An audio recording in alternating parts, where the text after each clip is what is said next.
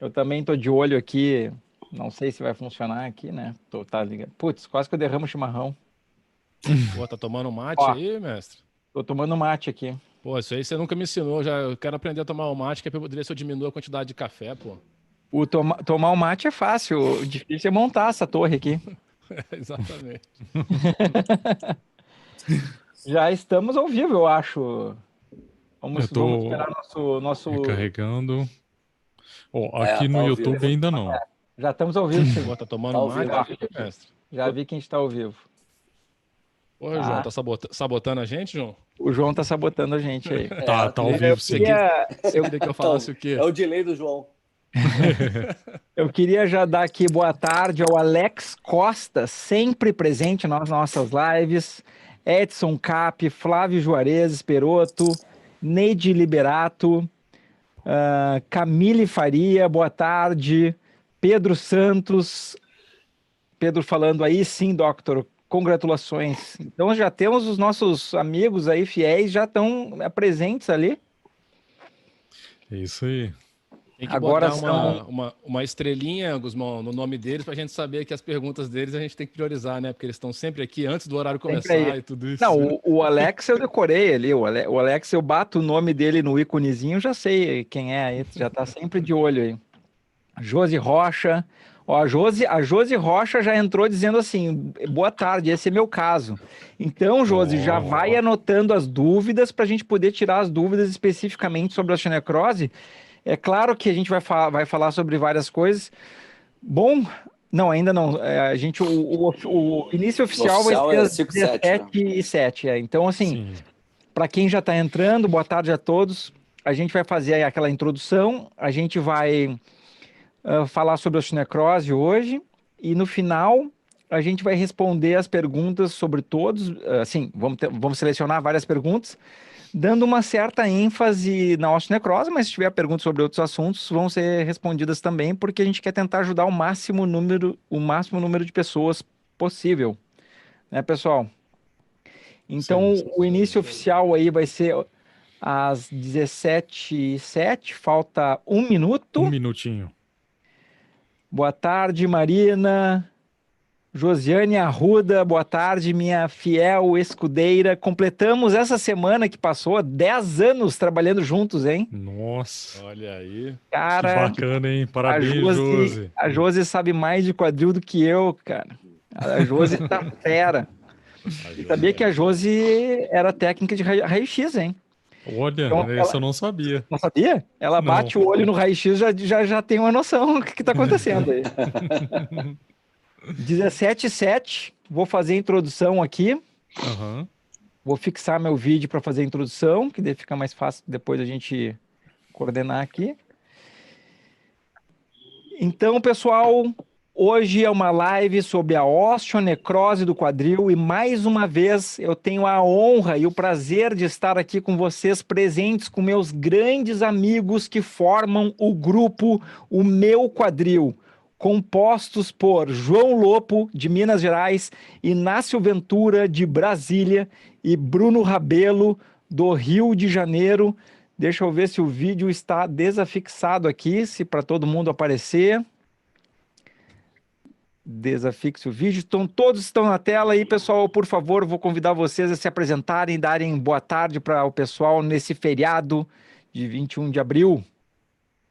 Vai lá, João, começa aí. Tu que está em Minas Gerais. É isso aí. Boa tarde a todos, nossos amigos. Um grande abraço a todos. João Lopo aqui falando de Belo Horizonte, Minas Gerais. Vai lá, Inácio. Boa tarde a todos. Um prazer ter vocês aqui assistindo e fazer a ressalva que hoje, além de feriado aí de nacional, é aniversário da minha amada cidade, 60 anos de Brasília.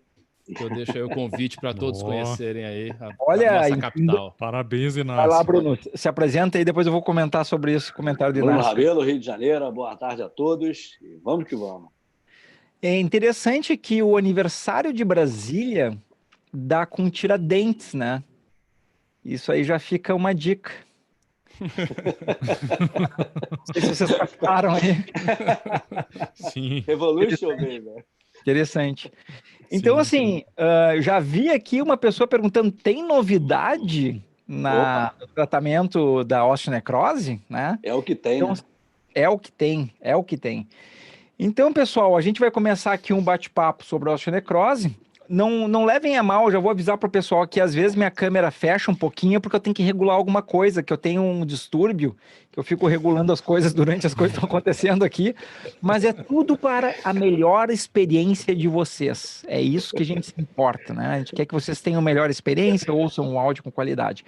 Então vamos lá, vamos começar falando um pouquinho sobre o que é a osteonecrose e a diferença entre osteonecrose e artrose e a relação das duas. A gente podia continuar, pode ser qualquer um de vocês. Na minha tela, o João tá em cima, o Inácio e o Bruno estão embaixo, mas às vezes isso pode mudar. Então o João começa. Vai lá, Essa João, parte fala um básica é pouquinho. sempre bom o João falar que ele é um compêndio, né? É o É isso aí. cara, Esse o rei início, o da João é. O João, fisiopatologia. é interessante que todos nós gostamos de tratar a osteonecrose, né? Que eu acho que é uma das Sim. coisas que é importante também, tu ter um tipo de doença, patologia que tu goste de tratar. Então, acho que todos nós gostamos, isso aí já é uma vantagem. Vamos lá, João, solta o verbo ali. O que é a osteonecrose e a diferença da osteonecrose para osteoartrose ou artrose? Ótimo. Então, primeiro para a gente diferenciar, né, a osteonecrose da osteoartrose, a osteonecrose ela é um evento agudo de uma dor, então, de início súbito, que ela ocorre por algum efeito causal. Então, existe alguma origem ali que não necessariamente seria a mesma origem da osteoartrose. A osteoartrose, ela é o desgaste da articulação coxofemoral e ela ocorre como evento final ou evolução final na osteonecrose, tá? Mas ela não seria uma causa da osteonecrose. A osteonecrose, ela tem várias causas e dentro da nossa população, a sua incidência maior é entre a quarta e a quinta década de vida, né, principalmente no sexo masculino, e ela tem como origem mais fundamentada aí na nossa sociedade o consumo de bebidas alcoólicas, né? Isso dentre os homens. Dentre as mulheres, ela vem principalmente por alterações reumatológicas, uso de medicações e dentre essas, principalmente os corticosteroides. É, a diferença, então, entre a osteonecrose e a osteoartrose é principalmente quanto à sua etiologia, que a osteonecrose ela vai ocorrer a falta do suprimento sanguíneo para a cabeça femoral. Então, a origem da palavra, né, que vem de osteo, é osso, necrose, é morte, é a morte do osso por conta da falta de suprimento sanguíneo.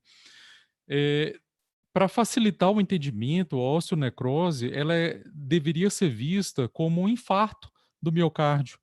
É a falta do sangue que chega ali na cabeça do fêmur, assim como ela pode também faltar em outras partes do corpo. Se for no coração, ela é dita como infarto agudo do miocárdio. Se ela for no cérebro, é um evento isquêmico ou um AVC, né, um acidente vascular cerebral. Mas o processo é o mesmo, é uma falta da chegada do sangue ou da irrigação sanguínea que ela pode ter a sua origem, então, como já disse, mais frequentemente no homem pela ingesta alcoólica, mas não é a única razão. Então, ela pode ser pelo uso de medicação, ela pode ser traumática, por exemplo, uma paciente que sofreu um acidente ou sofreu um trauma mais agudo ali na articulação e que, por alguma razão, vai ocorrer a falta da irrigação sanguínea naquela articulação. João, eu quero aproveitar um gancho que tu deixou aí para lançar a pergunta para todo mundo. Se na experiência de vocês do dia a dia, qual que seria a maior causa que vocês veem quando a etiologia, quando a origem pode ser identificada? Então, pessoalmente, eu vejo muito mais osteonecrose por uso de corticoide. Corticoide, com certeza. Bruno também? Eu não sei Corticoide. se aqui por Minas, né? Porque aqui é um estado que consome muita bebida alcoólica, né? Principalmente a aguardente, a cachaça, mas o que chega mais é por bebida alcoólica. Mais é bebida mesmo em Minas? Bebida alcoólica, E aí, Inácio? Eu tenho mais por corticoide, até porque eu tenho um volume de atendimento de doenças reumatológicas um pouco aumentado.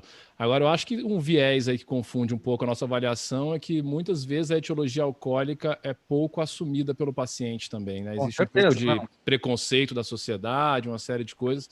Muitas vezes a gente não consegue descobrir que a etiologia foi o álcool, o paciente tem vergonha de dizer, alguma coisa do E tipo. até a gente determinar o quanto É. de consumo de álcool pode determinar a osteonecrose. Então, às vezes, você Exato. conversa com o paciente, não, eu tomo, sei lá, acho que 3 latinhas por dia. Enfim, para eles isso é uma coisa normal, mas o que a gente sabe é que isso aí, de forma, né, No- contínua...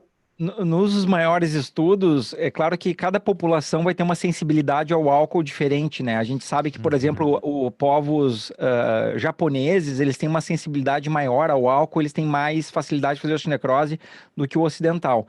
Mas o que pode ser determinado, e óbvio que não é uma coisa muito precisa, né?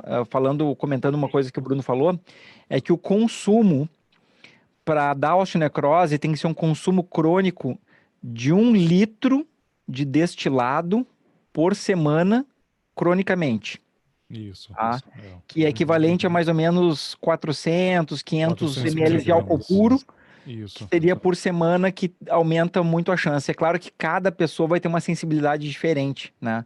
E existem outras drogas também, né, João, mas que são bem menos frequentes.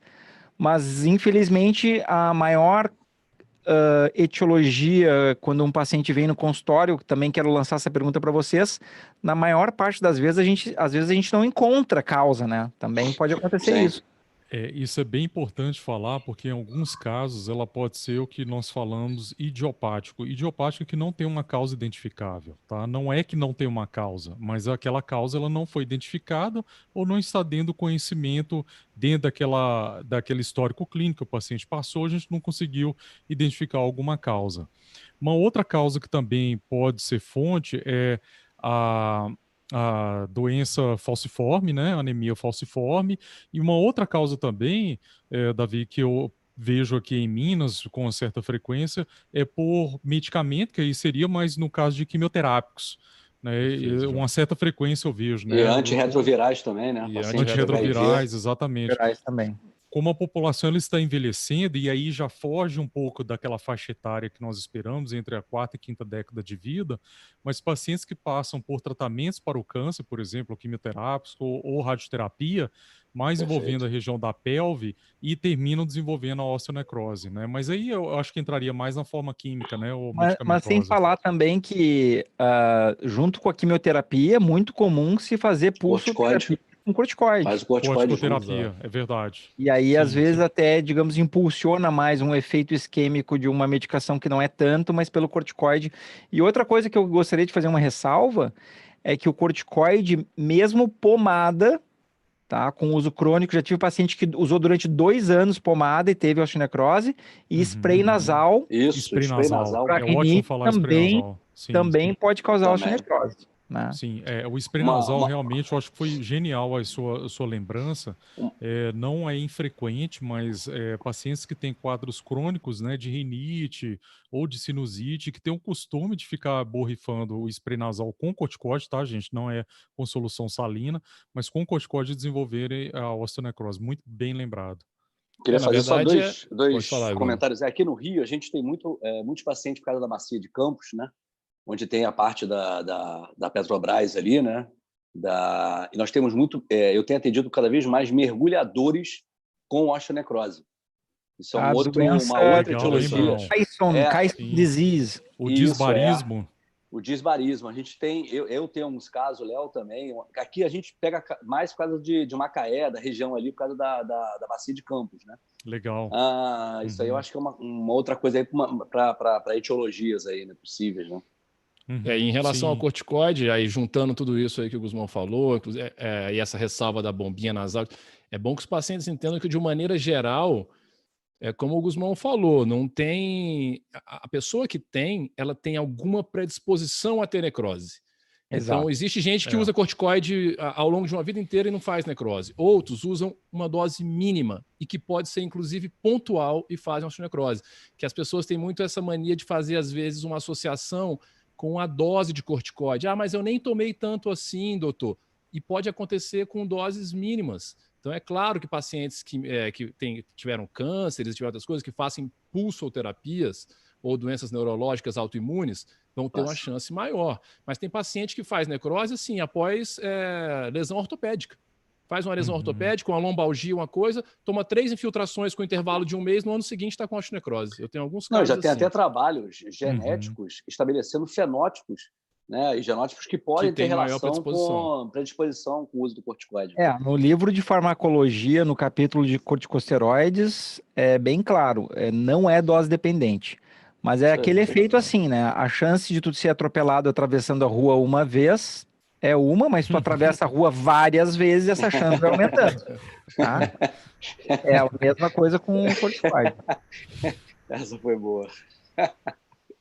O bom da ressalva assim, é que a gente está falando, a gente vai falar aqui ao longo da live do quão preocupante, vamos dizer, é a osteonecrose, e a gente vê essa preocupação nos pacientes que têm esse diagnóstico, e a gente falando bastante de corticoide aqui agora e de que ele não é dose dependente, é bom deixar o recado de que corticoide não é brincadeira. Porque mas se a gente for ver... É uma das medicações mais utilizadas como automedicação no nosso meio. Não, aquele paciente muitas vezes chega numa emergência com uma dor lombar ou aquela dor do ciático, né, dor irradiada, e ele já chega às vezes pedindo, doutor, não tem aquela injeçãozinha? Eu tomei aquela injeção há algum tempo atrás, olha, eu fiquei bem ali uns 2 meses. Isso é o quê? É corticoide. E às vezes o paciente nem se lembra. Mas eu não sei se eu tomei corticoide, não, mas eu tomei uma injeção que eu fiquei bem uns 2 meses. Entendeu? Provavelmente, então provavelmente foi, né? E a gente ouve muito isso, né? Eu acho que agora a gente comentou... Desculpa, o Inácio estava falando, ou João? Desculpa. Quer comentar uma coisa, João? Pode falar, depois eu comento. Eu ia comentar o seguinte, eu acho que uma das coisas que a gente pode abordar agora é a nossa visão voltada que nós temos muito para preservação.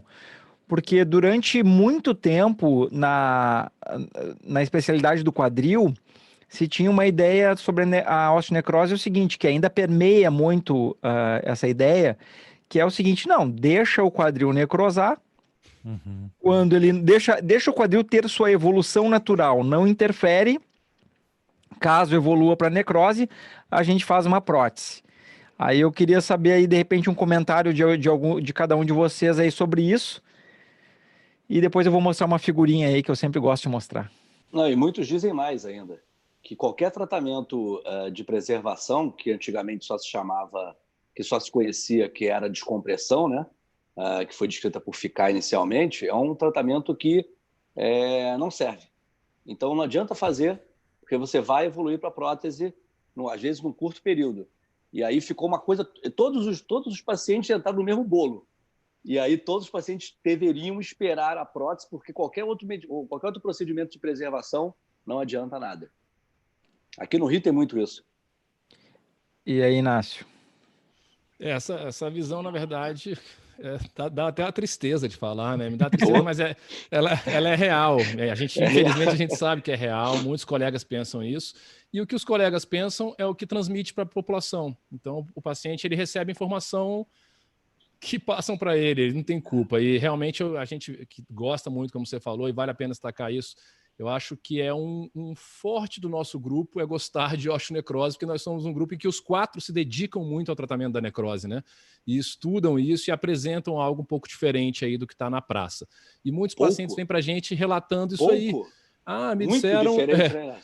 me disseram assim, ponto 1, que eu tinha que tirar a carga do quadril. Então, que eu ficasse de muleta o resto da minha vida até a hora da prótese. Essas são as 2 opções que o pessoal coloca na rua para ele.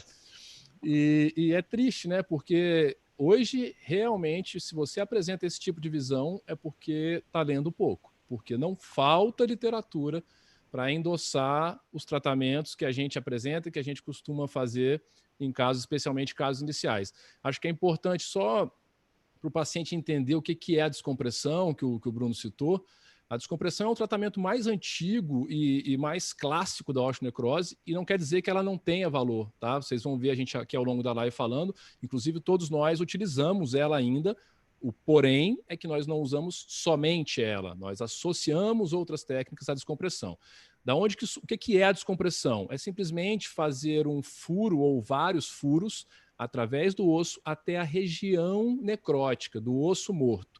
E a teoria de quando ela foi inventada, décadas atrás, é porque uma das causas da necrose, depois que essas medicações aí são utilizadas, que a gente falou, ou anemia falciforme, ou álcool, isso causasse pequenos entupimentos nos microvasos da cabeça do fêmur, e isso gerasse um aumento de pressão ali, e assim o osso morresse. Então a descompressão é como se ela fosse ali, fizesse o que o nome próprio diz, descomprimisse e desse um alívio ali para a circulação voltar para aquela região. Grosso modo é isso, só para os pacientes entenderem o que é descompressão. E aí, João? Nós estamos vivendo por uma mudança de conceitos, né, de paradigma em toda a ciência, né? Então, a cada momento, nós percebemos que menos é mais e que preservar talvez seja a melhor solução do que substituir. Quando a gente fala em tratamentos, nós temos várias linhas de tratamentos e diferentes pesos para diferentes medidas. Então, não é a substituição, que seria, no caso, a prótese, é a solução para todo paciente, tá?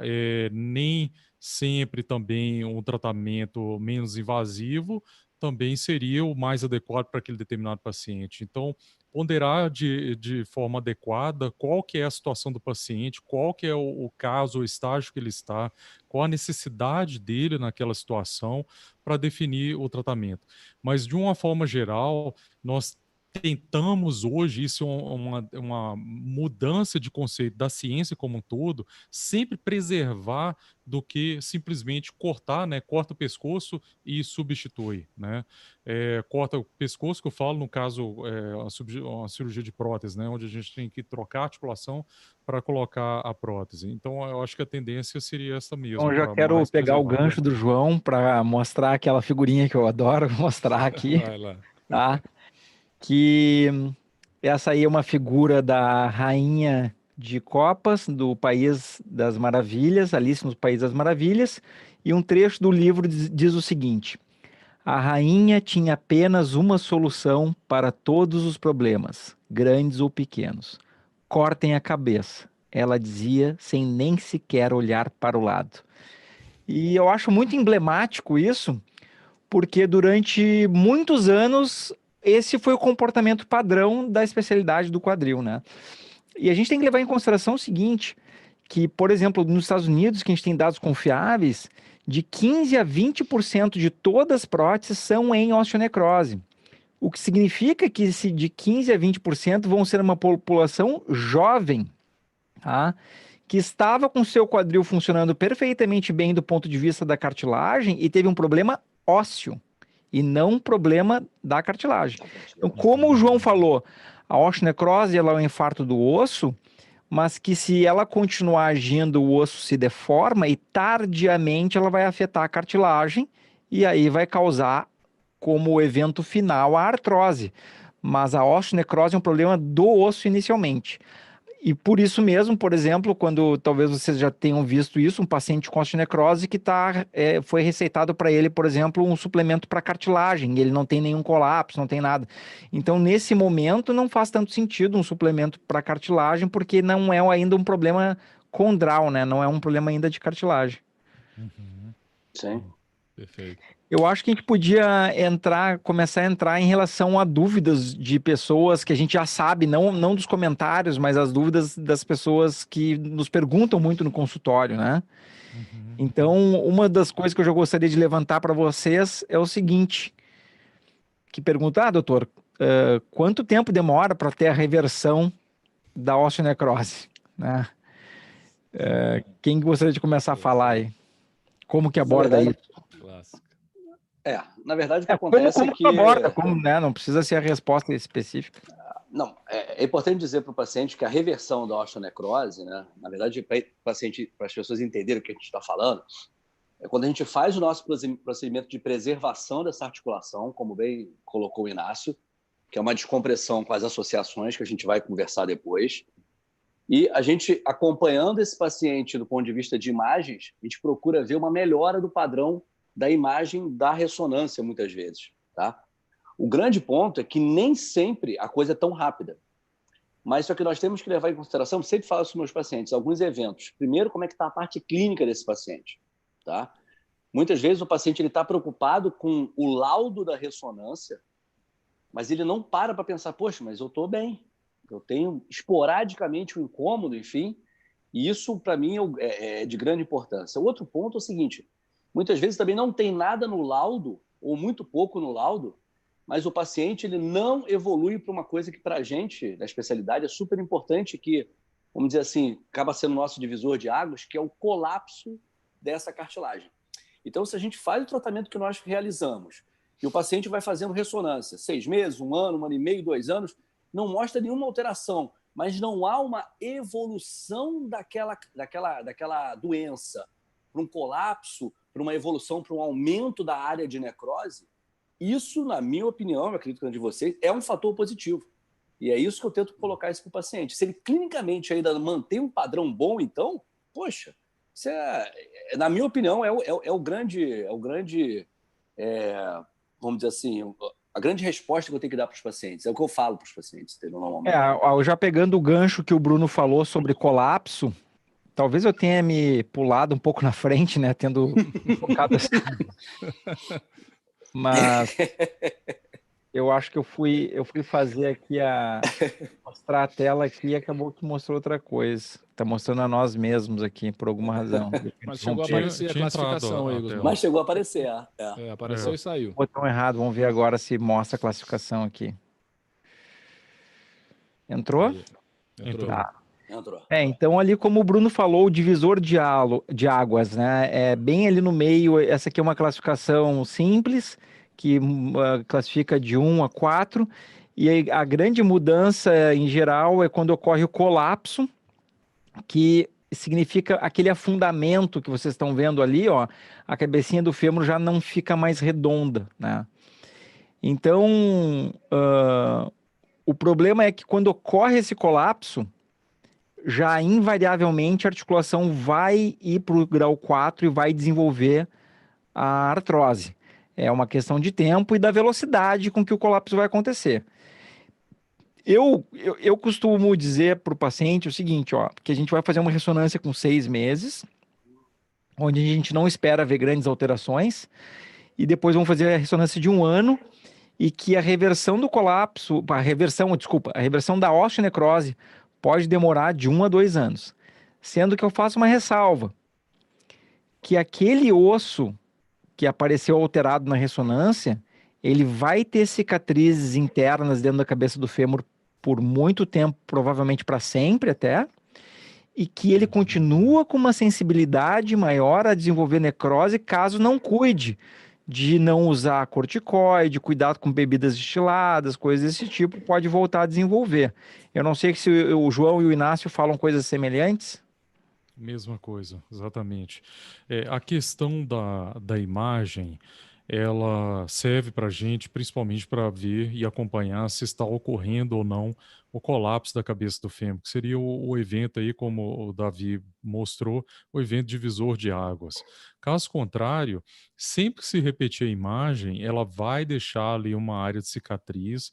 Isto é como se nós tivéssemos uma cicatriz em qualquer outra parte do corpo, por exemplo, na pele, que você teve um corte, e ali vai ficar uma cicatriz para sempre, de criança, de infância, mas você vai ter até o final da sua vida, você vai lembrar daquilo ali. O corpo nosso é assim, ele deixa uma área de cicatriz. Então isso não seria o maior problema. Aí tem que se ponderar e avaliar a parte clínica, como que está o paciente, como que está a parte clínica, ele está bem, ele está conseguindo fazer suas atividades, daí a importância da avaliação médica, né? Mas é a mesma coisa, Davi. Inácio. Dá pra gente comentar várias coisinhas aí disso que a gente discutiu. Eu tento não fazer, em primeiro lugar, ressonância com 6 meses. Se o paciente não estiver muito ansioso, e normalmente eu converso com ele antes, eu não faço ressonância antes do 1º ano. Eu acompanho com radiografia antes, e a primeira ressonância minha é com 1 ano, e eu deixo bem claro também que a expectativa de alteração de imagem na ressonância, também sabendo dessas possíveis cicatrizes, é com 2 anos. Eu já coloco lá para frente, que é a expectativa. Agora, é muito importante chamar a atenção que, quando a gente trata a necrose, e especialmente se a gente estiver falando de tratamentos preservadores, que é isso que a gente está abordando aqui, logo, especialmente antes do grau 3, grau 1, grau 2, como o Guzmão mostrou, a gente quer tratar com 2 objetivos. O primeiro é dor, alívio da dor, e o segundo, evitar a progressão para o colapso ou até a reversão.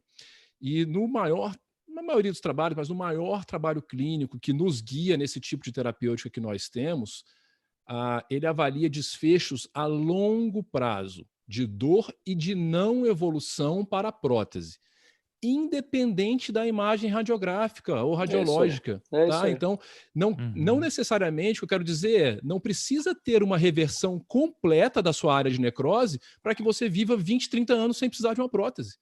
Inclusive, nesse trabalho que é mais clássico, ele mostra que grande parte dos quadris houve uma reversão da área volumétrica da necrose de 40% da cabeça até 10% da cabeça. Mas 10% continuava uma areazinha de necrose. E já tinha 30 anos pós-tratamento e não precisavam de prótese ainda. Então, entendam isso, é bom que fique claro isso, trabalhar com clínica. E né? Dentro daquela ideia é o seguinte, nós tratamos uma pessoa, nós tratamos um indivíduo, um paciente, não é um filme, não é um laudo que a gente trata. A gente quer deixar a pessoa bem e, eventualmente, a imagem pode ficar uma imagem... Eu tenho um exemplo para mostrar uma cicatriz óssea aqui depois. Engelsman, só queria fazer um comentáriozinho, porque, na verdade, e da mesma forma como foi colocado antes pelo Inácio, isso também não é culpa dos pacientes. É porque eles estão tão acostumados a irem a médicos que, às vezes, sequer olham para o paciente, examinam o paciente, só veem um laudo. Então, eles pegam um laudo, comparam com outro. Entendeu? Então, eles ficam doutores laudo.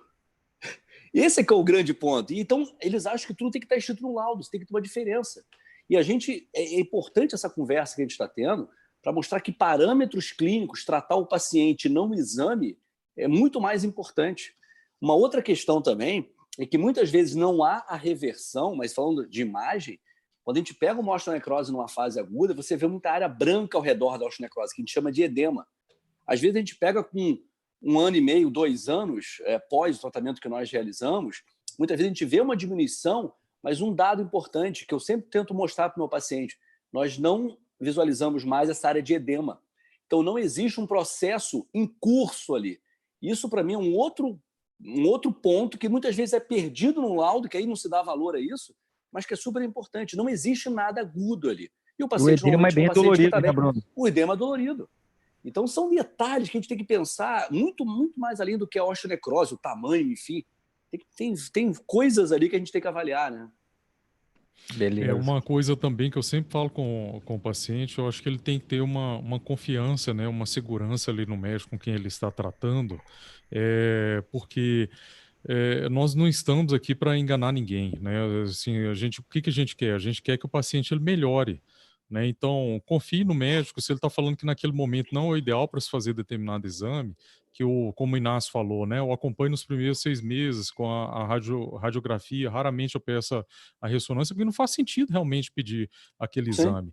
E eu falo com o paciente também, exame não trata ninguém, né? Exame não é método de tratamento. Tá? Então não adianta, quer dizer que se eu fizer 10 ressonâncias eu vou estar melhor tratado? Não significa isso.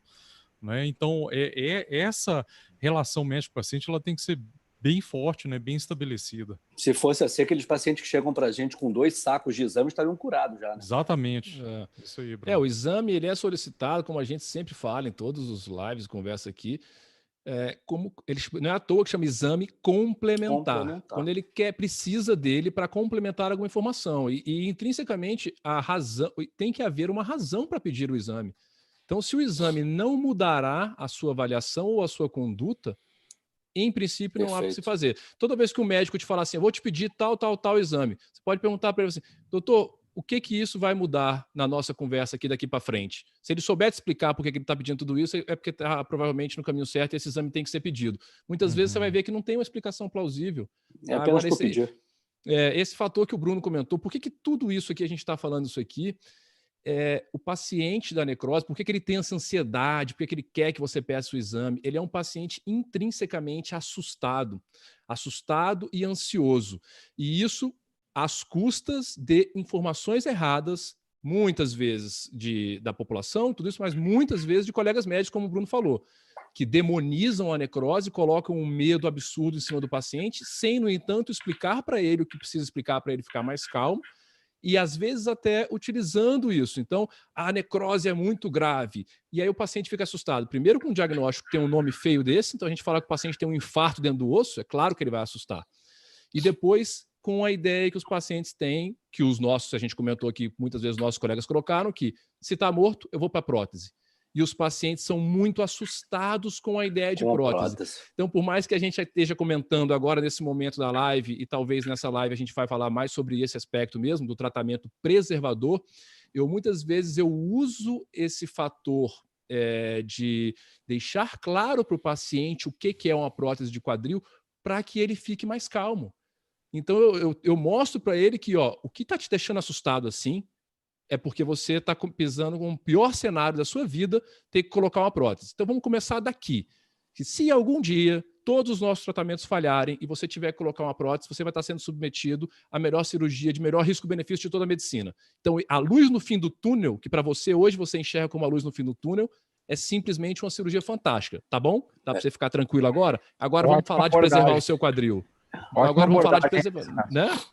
Eu ainda falo mais para o paciente, eu falo o seguinte: agora você imagina essa situação, se você chega para mim com uma necrose, já para artrose, com dor e limitação, e eu chego para você e falo assim, olha só, não tem mais solução, né? É muito pior do que eu chegar para você e falar assim, olha, nesse momento a gente tem a opção da prótese, que é uma cirurgia muito, quando bem realizada, é fantástica. Olha só a diferença. Então vamos tentar enxergar pelo lado bom, entendeu? Porque se a gente só enxerga pelo lado ruim, acabou minha vida, meu Deus, vou botar uma prótese. Mas se não tivesse outra opção, exato. Entendeu? Então o tempo tem que mostrar esse paciente, existem opções. E se a gente tem mais essa opção, caramba, legal. Vamos ver isso aí com carinho, né? Não é o fim da vida, né? Pelo amor de Deus. Quando você explica direitinho para ele o que é a prótese, como funciona, ele já dá aquela acalmada. Aí você fala, agora vamos tentar salvar o seu quadril para que, se você precisar da prótese, seja daqui a 20 anos ou 30 anos. Ótimo, aí tá todo mundo de acordo. Cara, o que o João colocou no início é muito interessante, a diferença da osteonecrose para a osteoartrose. Essa parte que você colocou é muito bem mesmo, Inácio. O paciente intrinsecamente ansioso. É porque esse paciente, muitas das vezes, nós sabemos disso, esse paciente ele diz o dia que começou a doer. Então, era um paciente que era normal até o dia 26. No dia 27, começou a ter uma dor no quadril. Ficou um mês querendo descobrir o que era, ela tendinite, até que ele descobriu que tinha necrose. O paciente com osteoartrose não é aquela coisa evolutiva, progressiva, né? E aí você pega isso associado a um paciente que normalmente é jovem, 20, 30 anos de idade, que descobre que do nada que tem uma osteonecrose, que vai num colega que diz para você, diz para ele, né, no caso, tem que botar uma prótese no teu quadril. Pelo amor de Deus. Você imagina isso na cabeça de uma pessoa. Eu não tinha nada no outro... É muito complicado. E o pior, os colegas não só dizem isso, que ele tem que botar prótese, não explicam como a cirurgia de prótese e ainda dizem, você vai colocar a sua prótese e aí acabou a sua vida. Nada de esporte, nada de não pode mais cruzar a perna, não pode mais... Aí já pinta aquele cenário que a gente vai comentar. Daqui a 15 anos tem que trocar. Daqui a 15 anos tem que trocar. Então é o inferno. Foi importante ponto que o Bruno comentou aí, eu acho que vale a pena, que esse é um paciente com um diagnóstico muito negligenciado, né? O paciente de osteonecrose, ele roda em muitos médicos e é passado como tendinite, como não sei o quê, até descobrir que tem a necrose. É isso mesmo. É uma dificuldade, talvez pessoal, pela minha personalidade, não sei se vocês têm essa mesma dificuldade, assim, é a demora, realmente, para ter a resposta, digamos assim, para que tu possa dar uma liberdade de atividade para o paciente maior, tu ter uma segurança maior que o osso está indo bem, uma melhora não só clínica, mas também clínica e radiológica, para tu ter uma segurança na densidade óssea que forma. Então, eu vejo que esse é o ponto mais difícil para o paciente, assim, e eu vejo como difícil para o médico também, porque eu quero que todo mundo fique bem imediatamente, tenho certeza que vocês também. Então, eu vejo que o tratamento de reversão da necrose, ele não é para qualquer perfil de personalidade. Eu já tive pacientes com a mesma idade que eu, eles tinha na época lá 44, e o paciente me disse assim, olha, Gusmão, ele tinha necrose dos dois lados, tá? Um lado com colapso pequeno e o outro sem colapso. Aí expliquei tudo para ele e falou assim, Gusmão, eu quero jogar beach tênis amanhã. Então esquece esse negócio de preservar. Eu quero fazer a prótese, deu. Bom, mas eu sei que ele entendeu, tá? Ele entendeu a fisiopatologia, ele entendeu todo o procedimento, Só que a personalidade dele, ele deixou claro que ele prefere fazer direto a prótese, ele não quer ficar um dia afastado de atividades que ele gosta demais. Então, eu acho que tem que ser levado em consideração isso, tenho certeza que vocês levam, obviamente, mas isso demanda realmente uma conversa, talvez até 2 consultas para conversar sobre esses aspectos todos, enquanto faz um exame que outro, para ver qual que o paciente vai preferir, né? E também pode acontecer, paciente que já aconteceu comigo também, o paciente fez tratamento de osteonecrose dos 2 lados, um lado não foi tão bem porque estava mais avançado, aí fez a prótese de um lado e o outro lado ficou bem, zerou. O outro lado curou completamente. Por quê? Isso é comum também, né? O primeiro lado que o paciente vem se queixando, mais sintomático, está mais avançado, repete uma ressonância ou faz uma ressonância do outro lado que ele não tinha e pega do outro lado mais cedo. Aí o lado que pegou mais cedo vai ter um resultado melhor, usualmente, né? Perfeito. Muito bem colocado. Só é difícil, eu tenho dificuldade, acho raro, extremamente raro. Num caso como esse aí que você citou no final, a gente sabe, os pacientes é bom saberem que é muito frequente a bilateralidade da osteonecrose, tá? Tem trabalhos mostrando de 50% a 80% dos casos você tem nos 2 lados. Logo, quem diagnosticou em um quadril tem que investigar o outro. Tá? Isso é um adendo importante. Aí nessa situação que você falou, quando a gente opera e põe a prótese de um lado, mesmo que descubra mais inicial no outro lado, é difícil convencer, é difícil o paciente não queira a prótese, viu?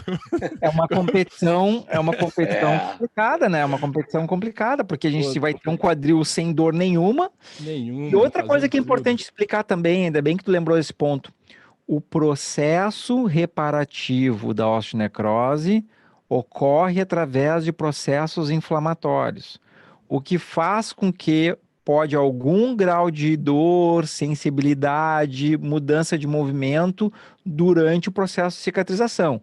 Então a pessoa não fica 0 sintomas após a cirurgia, os sintomas vão diminuindo, significativamente, usualmente, mas algum desconforto volta e meia vai aparecer enquanto está nesse processo de cicatrização, né? Não sei se vocês concordam com essa observação. Sim.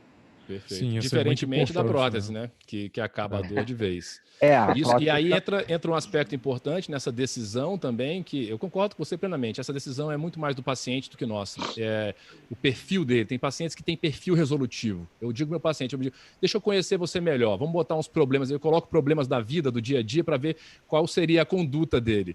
E aí, quando termina, eu falo, você para mim, pode ser que eu esteja enganado. Me confirma. Você é um cara extremamente prático, resolutivo, ou você... Aí no final, eu sou assim mesmo, doutor. Você pegou... Aí eu tento direcionar para um lado e mostrar para ele o que poderia ser melhor para ele. Mas mais uma coisa que entra nessa equação é a etiologia, que o Guzmão comentou aqui no começo. Então, fator determinante para a preservação ter sucesso, que a causa da necrose possa ser cessada. Então, a gente citou aqui exemplos de pacientes que usaram corticoide para uma doença reumatológica, não sei, ou qualquer coisa. Reumatológica vai entrar no outro lado, mas para uma doença musculoesquelética ou para um câncer, como o João falou. Ou pacientes que usaram álcool. E aí você resolve fazer um tratamento preservador e ele falou, eu nunca mais vou beber na minha vida, doutor. Ou eu não preciso mais usar corticoide. Esse paciente, talvez você fique mais estimulado e você vai conversar com ele que a chance de sucesso da preservação é maior. Existem pacientes que não podem cessar a causa. O paciente que tem anemia falciforme, ele vai ter. Sempre. É um caso mais complicado. O paciente que é doença reumatológica, muitas vezes, hoje eles conseguem, os reumatologistas conseguem interromper algumas vezes, mas tem vezes que não, que ele vai ter que usar corticoide, ele vai ter que usar a vida inteira. Então, esse paciente talvez te direcione um pouquinho mais para o tratamento de uma prótese. Talvez seja mais vantajoso para ele colocar a prótese do que ficar insistindo em 1, 2, 3 cirurgias.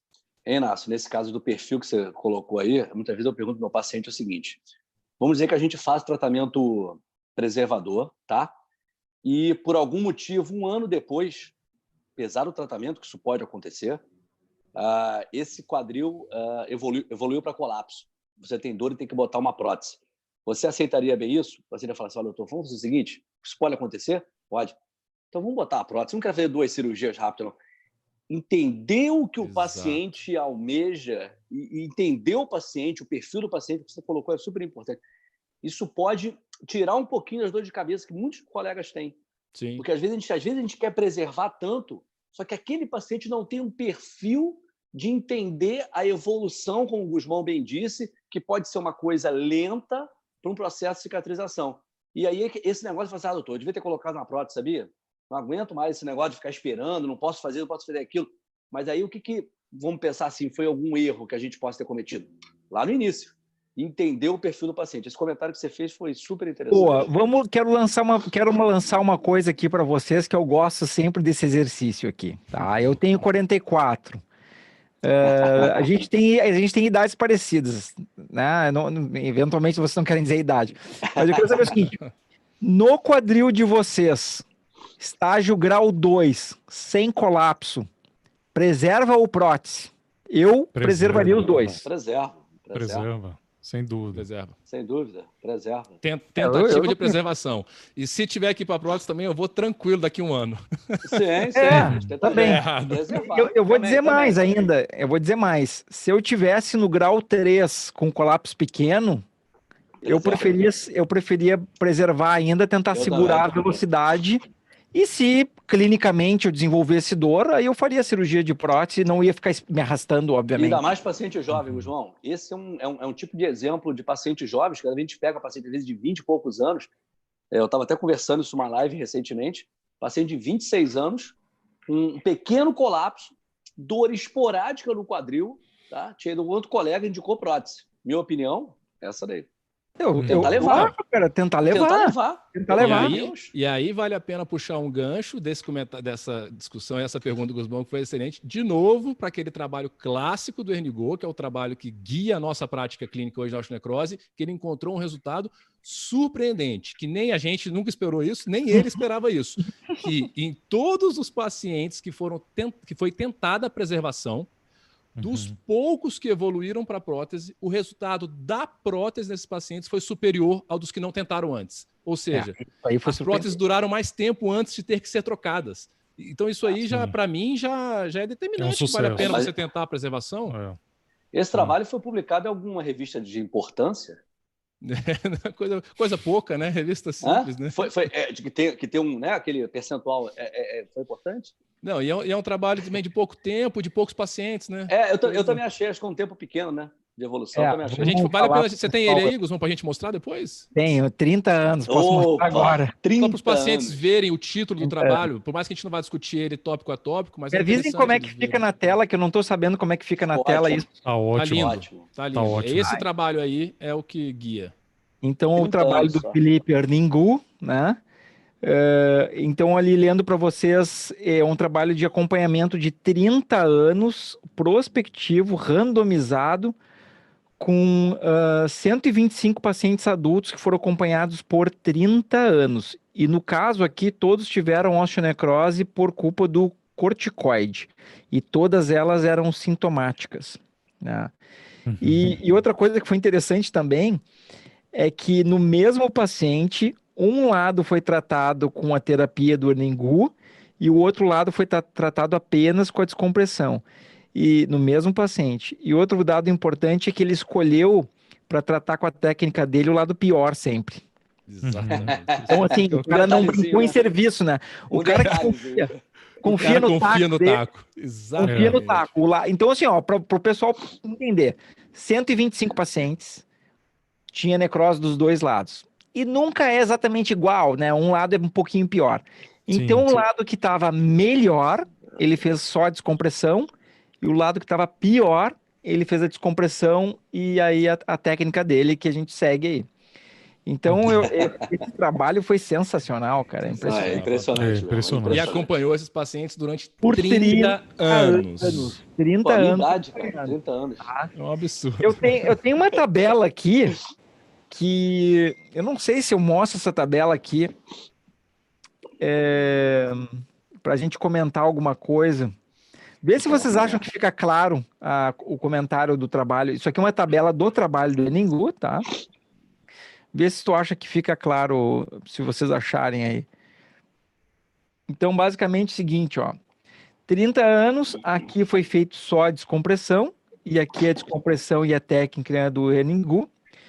E aí o seguinte, ó, recorrência dos sintomas, só descompressão, em 5 anos volta. Em Hernigau, pode voltar na média de 15 anos. Colapso, só descompressão, 72% aconteceu. Erningu, só 28%, sendo que as osteonecroses sempre eram maiores aqui. Conversão para prótese, só descompressão, 76%. No Erningu, 24%, ou seja, 3 vezes mais chance com a descompressão sozinha. Ó, e aqui é interessante, ó, a chance de tu fazer uma revisão de prótese depois de ter colocado após a necrose. 20 vezes mais chance de fazer uma revisão ou mais. E aqui, zero. Zero revisão. Reparo ósseo, descompressão sozinha, 20 reparos parciais. Descompressão mais a técnica do Erningu.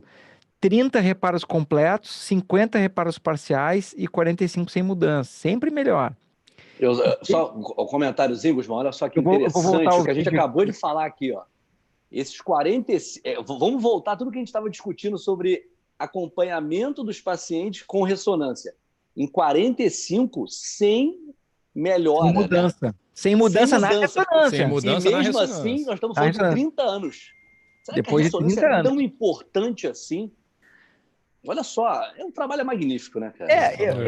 Eu vou dizer que, assim, ó, que eu acho interessante usar a ressonância, mas eu acho que o Rinácio tem razão. Aquela ressonância de 6 meses, ela traz mais ansiedade para o paciente do que qualquer outra coisa. Sim. Então, talvez seja interessante pular essa de 6 meses aí. E aí... Mas uma ressonância 30 anos depois, também não tendo nada, não é problema, pelo jeito, né? Mas é que não é a ressonância que define. A ressonância não define o que vai fazer depois. É isso aí. Ah. É o que o trabalho determina, cara. Acabou. Aí eu vou mostrar só o último tópico aqui, porque é um tópico importante. Então, o último tópico aqui é degradação condral. Então, o que significa isso aqui? A pessoa fez a descompressão, tá? Não teve o colapso, mas a cartilagem foi se machucando sozinha, ela foi degradando sozinha, mesmo sem colapso. Tiveram alguns casos aqui. E aqui no outro, a descompressão mais a técnica Erningu, nenhum caso degradou a cartilagem sem o colapso, o que é uma coisa bem interessante de levar em consideração também, né, na minha opinião. Com certeza. Então, assim, vejam a tamanha diferença, né, de resultado, né? E eu achei legal falar técnica Erningu, o que vocês acharam? Eu achei ótimo. Uma saída interessante, né? Não, ele foi uma pessoa que mais estudou isso, né? Exato. Ele merece mais publicou, né? Na verdade, ele que começou com a técnica, né? Ele que desenvolveu, né? E expôs para toda a comunidade científica do mundo, né? Eu acho que ele merece o crédito, sim, o mérito. Um mérito merecido. Tem sombra de dúvida. E outra coisa que é interessante a gente falar para o pessoal, que nem todas necroses são iguais. Então eu vou botar uma figurinha aqui que fala características e mudanças de prognóstico, para a gente comentar até, tá? Então vamos lá, ali, ó. O que influencia no prognóstico? É o estágio, a ausência de colapso, o pilar lateral estar íntegro, que é essa região que tem bastante carga axial do quadril, o volume da necrose, a remoção do fator de risco que o Inácio falou, tempo de parada do corticoide, quanto tempo está sem usar o corticoide, tempo de uso, dose e motivo do corticoide, a doença de base, que a gente comentou já, né? Então, eu acho que isso aqui também é interessante da gente comentar com o paciente para ajudar ele na escolha.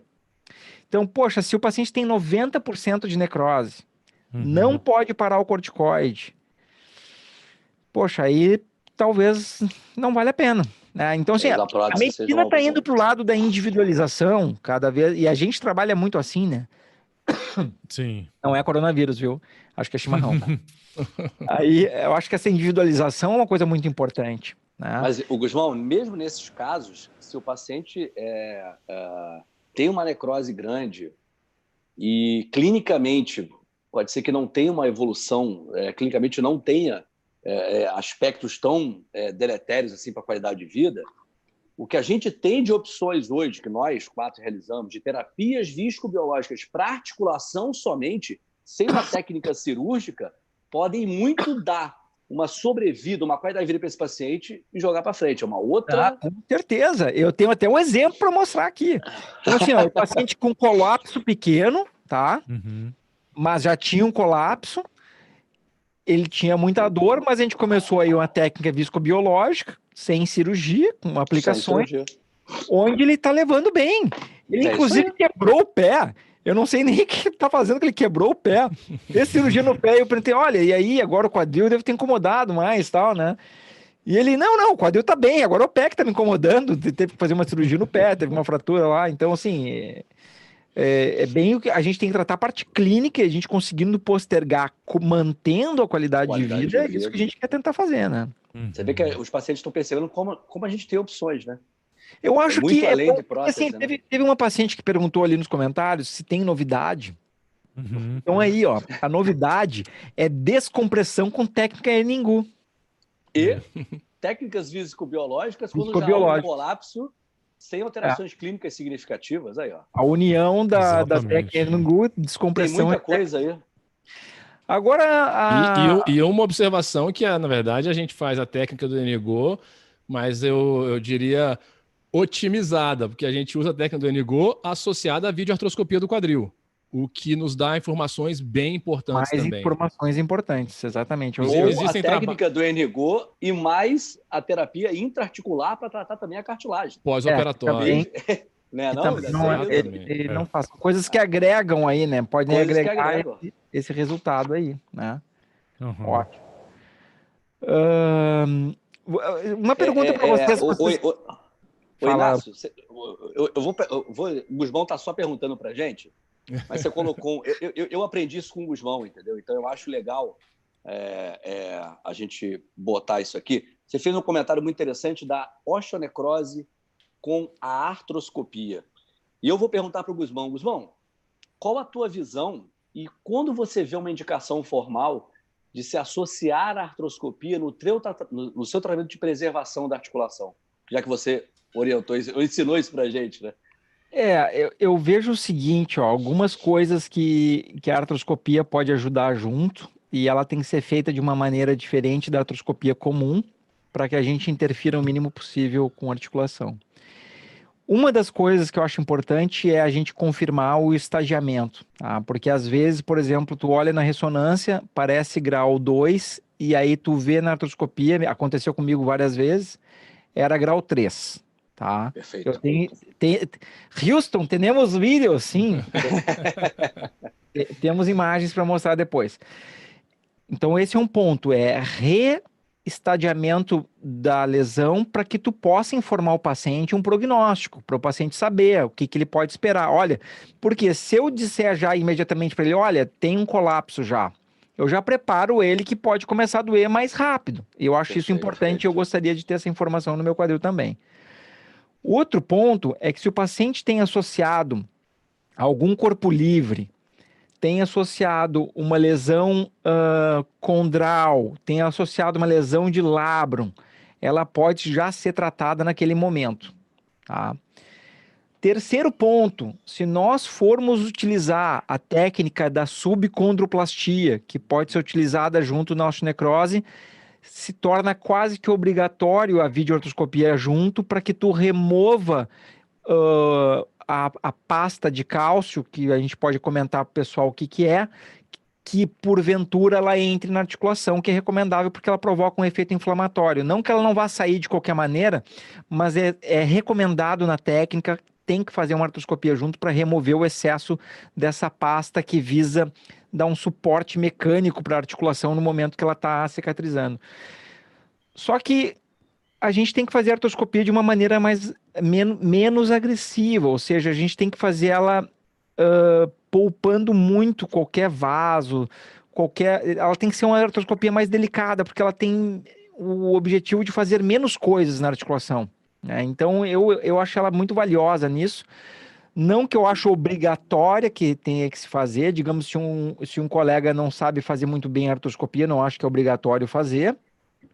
Se, por exemplo, o paciente vai fazer uma cirurgia e o orçamento lá do hospital ficou muito alto, ou o convênio não autorizou a artroscopia porque ele achou que não precisa, eu não acho que é um pecado grande demais, mas ela nos dá mais informações e ela pode tratar mais coisas dentro da articulação, né? Sim. Acho que todos nós temos pacientes que, às vezes, chegam para a gente com uma ressonância normal, que não tem colapso, clinicamente tem uma limitação, principalmente no exame clínico, mas que aquele negócio, ele fica ali, poxa, mas na minha ressonância não tem colapso, não tem colapso, não tem colapso. Quando a gente faz a artro, a gente vê alterações, degraus articulares, enfim.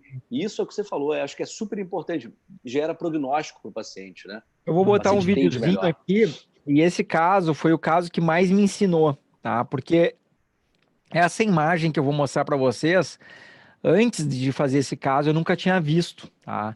Então aqui a gente tem a cabeça do fêmur, e aqui a gente tem, digamos assim, uma alteração da cor da cartilagem. Eu vou botar o vídeo para rodar, se eu conseguir aqui, vamos ver. Aqui. Então vejam que tem uma alteração da cor da cartilagem, aqui uma linha, tá? Mas não tem colapso, tá no mesmo nível. Inclusive eu passo o probe e eu aperto ali para saber se está mais mole ou não, tem a mesma densidade e não está afundado. Então, dessa vez que eu vi isso aqui são os vasos sanguíneos da cabeça femoral, que ele sempre tem esse aspecto inflamatório na osteonecrose. É o corpo tentando mandar o máximo de sangue para a cabeça femoral. Deixa eu voltar aqui. Então, assim, quando eu vi aquela imagem, eu não sabia exatamente o que significava, tá? A minha filha tá batendo na porta aqui, pessoal. Deixa eu ver o que é. Sigam a discussão aí, eu já volto. Só para não perder o gancho aí, falando dos que a gente estava falando, da artro, eles não sabem muito bem explicar, nem eles entenderam muito, mas tem trabalhos mostrando, comparando simplesmente a descompressão ou descompressão guiada por artroscopia. Só. Não estou falando de subcontroplastia, nem de nada, outras coisas que a gente faz. E os grupos que fizeram a artroscopia junto com a descompressão tiveram evolução melhor. Será que seria pela limpeza do fator inflamatório, uma sinotectomia que muitas vezes a gente faz? Eles levantam a bola assim que eles não tem muita explicação. É difícil, né, dizer, né? Puxando mais um gancho disso que você falou, só é importante destacar para os pacientes também, porque é um paciente ansioso, que está rodou em vários médicos e muitas vezes faz muitos exames, ressonância, e às vezes ele acha ruim ter que fazer mais um. O exame padrão ouro, exame radiológico padrão ouro para detectar colapso é a tomografia computadorizada e não a ressonância. O paciente de necrose, então, invariavelmente, quase sempre, ele vai fazer os dois, porque tem que fazer a ressonância. A ressonância é o melhor exame para o diagnóstico da necrose. E a tomografia é o melhor exame para ver a esfericidade da cabeça e o colapso, tá? Então, não achem ruim se o seu médico pedir os dois, só para vocês ficarem mais tranquilos. Então, só terminando aquela... Agora chegou.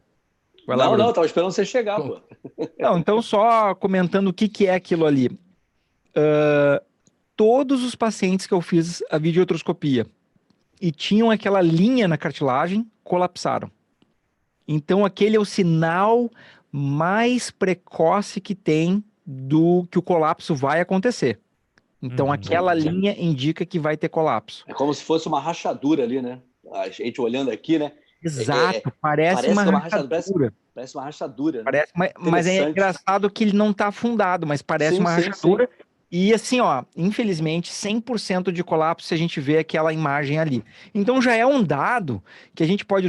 Olha, eu já vi que vai ter o colapso no quadril, vai fazer a terapia lá na cirurgia igual, para a gente retardar o colapso o máximo possível, vai fazer toda a terapia igual, mas o paciente tem a informação, olha, vai acontecer algum dia, para ele não se decepcionar muito também, né? É importante ter essa troca de informação em tempo real.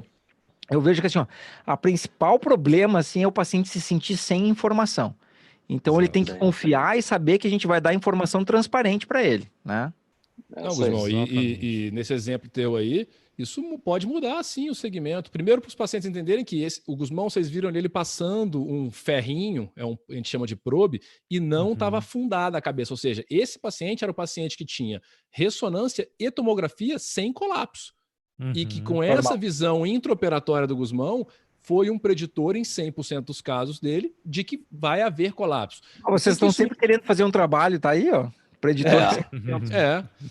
O que isso muda na prática? O paciente pode estar falando, tá bom, mas eu não quero, não faço questão de ter essa informação, Guzmão. O que muda? Muda, por exemplo, que você pode chegar no pós-operatório do paciente e ele sabendo que é um quadril com um prognóstico, uma tendência de prognóstico pior, e de repente esse paciente opta em parar de correr maratona e começar a pedalar. tirar um esporte de impacto, em diminuir o futebol dele, ou abandonar o futebol Sim, e só ir para sim. musculação. E talvez aí sim, embasado por essa imagem, você ter algum tempo maior para o quadril dele. Eu acho que é uma informação que agrega eu vou fazer muito, até um comentário aqui, que eu me lembro que a primeira vez que a gente discutiu isso, quando a gente estava em Porto Alegre, acho que eu estava contigo lá em Porto Alegre, o Gusmão, quando comentou isso, e ele falou o seguinte, aquele jeito dele, né? Será que não tem, né? Será que muitos pacientes que precocemente de osteonecrose evoluíram para prótese não foram estadiados de forma errada? Exatamente. Porque tinha uma ressonância normal? Eu me lembro disso como se fosse hoje. Isso deve ter o quê? Uns 40 anos que a gente ouviu isso. Então... Mas, enfim, é um comentário para a gente pensar. Eu acho que a discussão nossa aqui é essa. Né? Imagina só quanta técnica que levou culpa de não ter funcionado, onde talvez o estadiamento tenha sido errado. Perfeito. Então, a medicina, ela talvez resgate coisas que tenham se tentado antes, de novo, porque agora tem que ser feito sob uma nova classificação, né? Uma nova maneira de estadiamento, na verdade. Legal. Uma coisa que é importante perceber é que para cada método que a gente tem de diagnóstico ou de definição de estado, né, nós temos uma sensibilidade, ou seja, um nível que vai ter de percepção em relação àquele problema. Então, não há dúvida em relação à artroscopia como método aí para perceber como é que está o estado da articulação, porque você está vindo, né? Você está olhando ali diretamente, não é por uma foto, uma imagem, uma retratação, né? Que qualquer outro exame de imagem vai ser... É a visão quase direta, né? É direta, a gente está olhando lá, né? Sobre uma amplificação, uma magnificação, né? Porque a lente da artroscopia, ela aumenta em 20 vezes o tamanho. Então, aquela imagem que ele mostrou ali da cabeça do fêmur redondinha, aquela é pequenininha, mas para a gente aparece numa tela enorme de 30 polegadas, com a qualidade lá de alta definição, né? Então, dá para a gente ver nitidamente o que está acontecendo, né? Ali não resta dúvidas, né? Eu acho até que não seria um tema bom para ser abordado aqui, tá? Ser esmiuçado aqui nessa, porque ele demanda mais tempo. Merece. Oi? Merece? Merece. Não, merece que a gente discuta mais com calma mais à frente.